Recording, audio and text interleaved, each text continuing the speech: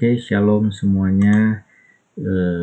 Sesuai yang kemarin ketika saya membahas topik yang Patsal ke-12, ada yang menarik bagi saya yaitu tentang 7 archangel atau 7 malaikat agung. Nah, ini saya cari informasi lebih banyak di website Katolik ya. Dan ada beberapa gambar juga, tapi ya itu mah kan hanya ilustrasi ya. Oke, yuk sekarang kita mulai yuk. Ada siapa aja sih arkangelnya atau malaikat agungnya? Yang pertama ini adalah Mikael atau Michael. Nah, dalam bahasa Ibrani itu berarti siapa yang seperti Tuhan. Mikael dikenal sebagai malaikat perang yang berperan untuk melawan iblis dan para pengikutnya, membantu menguburkan Nabi Musa dan berkonfrontasi dengan Lucifer ya. Saya lupa tuh di mana ya itu teh. Jadi rebutan jenazahnya Nabi Musa ya antara Mikael dengan Lucifer. Dan Mikael waktu itu tidak berani memaki Lucifer, jadi dia bilang kiranya Tuhan menghardik engkau gitu. Ya waktu di mana ya itu saya lupa itu. Mikael juga sebagai malaikat pelindung, pemimpin para malaikat yang paling kuat di antara malaikat-malaikat lainnya. Malaikat Mikael sering disebut sebagai penjaga sakramen Maha Kudus Ekaristi. Ya ini yang paling utama ya saya kira ya. Jadi dia penghulu malaikat, pemimpin para malaikatnya, malaikat perang. Dan menurut para pengkhotbah itu para malaikat tidak bisa berperang tanpa otoritas dari Mikael gitu, disebutnya seperti itu. Oke, yang kedua Gabriel. Nah, itu arti namanya Allah kekuatanku atau keperkasaan Allah. Ia merupakan malaikat inkarnasi yang juga dikenal sebagai malaikat belas kasihan. Nah, apakah inkarnasi itu? Ya, kalau reinkarnasi ya kita hampir semua tahu ya, reinkarnasi itu reborn, hidup kembali dengan wujud makhluk yang lain. Nah, inkarnasi, makna dari inkarnasi adalah bahwa Tuhan menampakkan diri dalam daging dan dia datang untuk bekerja di antara manusia ciptaannya dalam rupa manusia. Jadi agar Tuhan berinkarnasi, pertama-tama dia harus menjadi daging dengan wujud manusia normal. Nah, berarti itu cuma bisa dilakukan oleh Tuhan ya, inkarnasi itu. Jadi Tuhan yang menjelma menjadi manusia. Tuhan yang berinkarnasi disebut Kristus, dan Kristus adalah daging yang dikenakan oleh Roh Tuhan.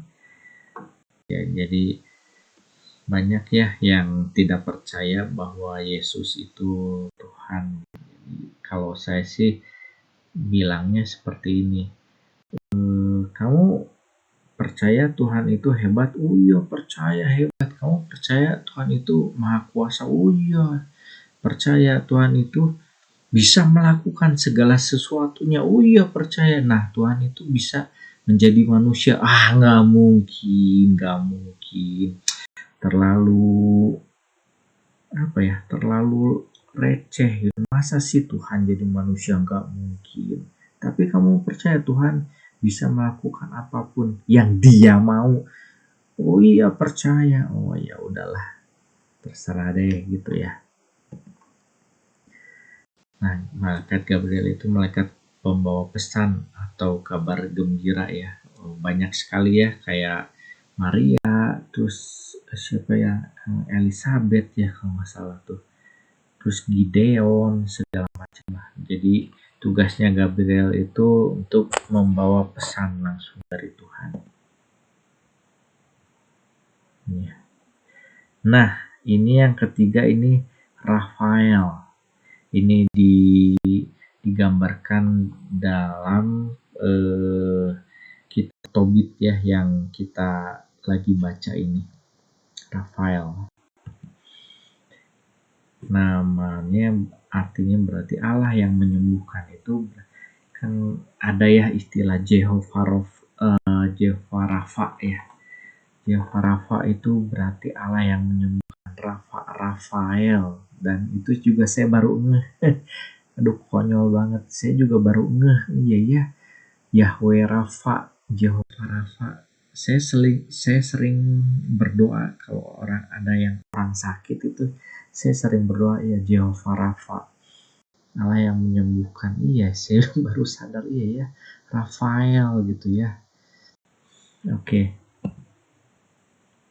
Fun fact, ia hanya muncul di dalam kitab Tobit. Ya. Dia adalah malaikat penjaga dalam perjalanan dan memastikan semua dalam keadaan sehat. Ya, ini malaikat apa ya ini? Uriel.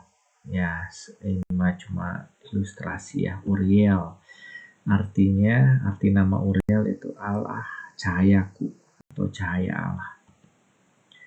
Dia menjadi penjaga sakramen Krisma ya, ini ya, ada dalam Katolik ya, sakramen Katolik.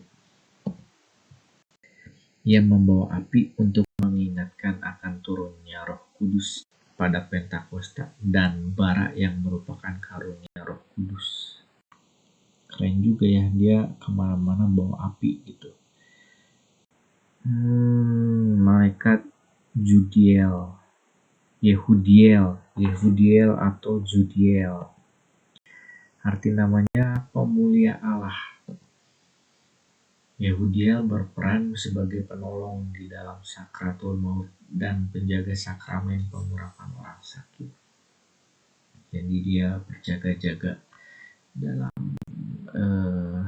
menjaga orang sakit, apalagi dalam sakratul maut ya.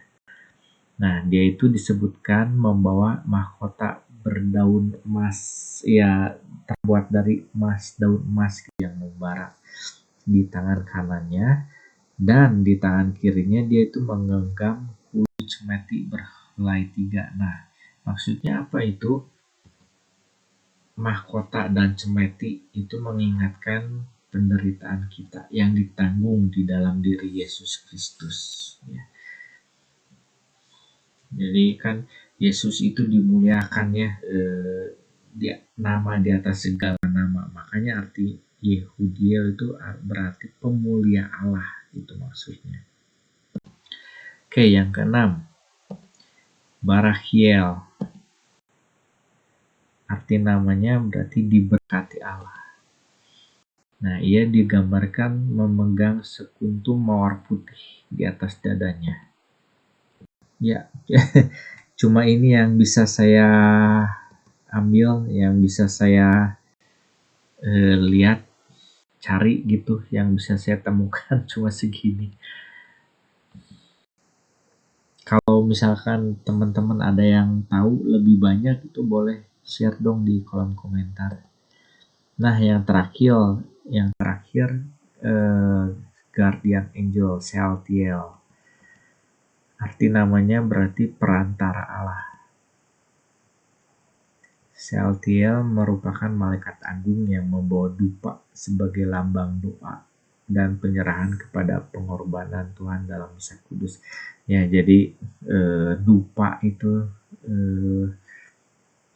jadi kan ada malaikat yang membawa doa kita kepada Allah Bapa ya, yang mungkin Sealtiel ini yang mengawal doa kita, makanya dia bawa dupaan doa ya, jadi sebagai lambang doa, jadi sebagai perantara gitu.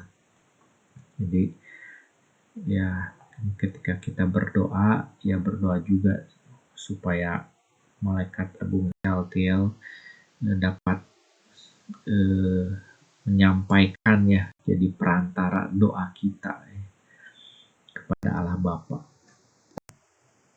Ya, mungkin segitu aja ya. Ini juga saya cuma dapat segini Saltiel yang Pak karena tidak populer gitu atau apa. Jadi cuman segitu yang saya dapat. Ya jadi kalau teman-teman ngerti lebih banyak bisa tolong share di kolom komentar gitu. Ya mungkin segitu aja. Terima kasih sudah menyimak. Saya Peter pamit undur diri. Tuhan Yesus memberkati kita semua.